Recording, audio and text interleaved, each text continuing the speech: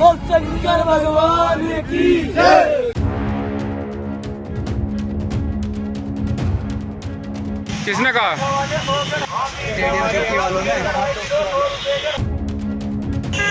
Police वालों ने क्या कहा? नंबर प्लेट लग के अपना नाम लिख के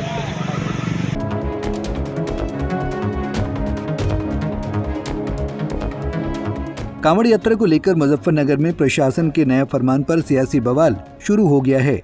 जारी नए आदेश के मुताबिक अब कांवड़ यात्रा के रास्ते में हर खाने वाली दुकान और ठेले के मालिक को अपना नाम बोर्ड पर लगाना होगा, ताकि कोई कांवड़िया गलती से मुसलमान की दुकान से कुछ ना खरीद ले। मुजफ्फरनगर में बाकायदा कांवड़ यात्रा वाले मार्ग पर फल विक्रेताओं के ठेले पर प्रशासन ने दुकानदारों का नाम चस्पा कर दिया है। 100 रुपए का 2.5 किलो, 100 रुपए का 2.5 किलो, 100 रुपए का 2.5 किलो, 100 रुपए का 2.5 किलो। किन्होंने? पुलिस वालों ने?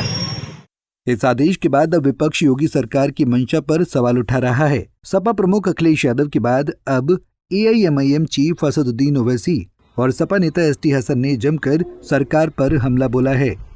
ओवैसी ने पूछा कि आखिर मुसलमानों से इतनी नफरत क्यों है। ओवैसी ने तो खुलेआम CM योगी आदित्यनाथ को इस फैसले के खिलाफ चुनौती भी दे डाली। इजहार करना, बताना, ये आर्टिकल 21 राइट टू लाइफ का भी वायलेशन है और आर्टिकल 19 राइट टू लाइवलीहुड का भी ये वायलेशन है।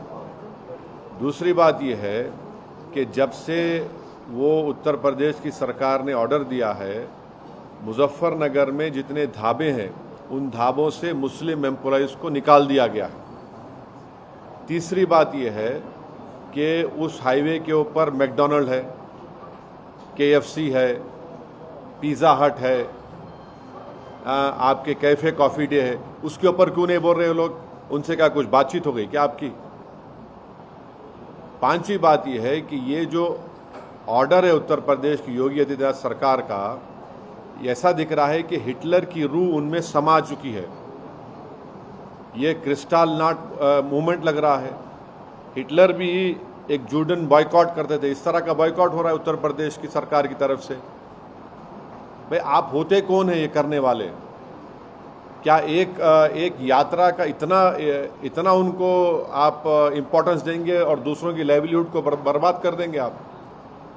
ये हिंदू की दुकान है, ये मुसलमान की दुकान है, इसका नाम अबू बकर है, इसका नाम अली है, इसके पास मत जाओ आप। ये क्या है ये? और आखिरी बात ये है कि मैं चैलेंज कर रहा हूँ, रिटर्न ऑर्डर निकालो आप। योगी आदित्यनाथ में अगर हिम्मत है तो रिटर्न ऑर्डर निकाल के बताओ हमारे को इसके बारे में। क्लियर डिस्क्रिमिनेशन हो रहा है मुसलमानों से। ये कांवड़ यात्रा 22 जुलाई से शुरू होने जा रही है, मगर उससे पहले ही यात्रा को लेकर प्रशासन के नए फरमान से विवाद खड़ा हो गया है। सपा नेता ST हसन ने भी योगी सरकार की जमकर आलोचना की है। उन्होंने कहा कि सरकार का ये फैसला हिंदू मुसलमानों के बीच नफरत फैलाएगा।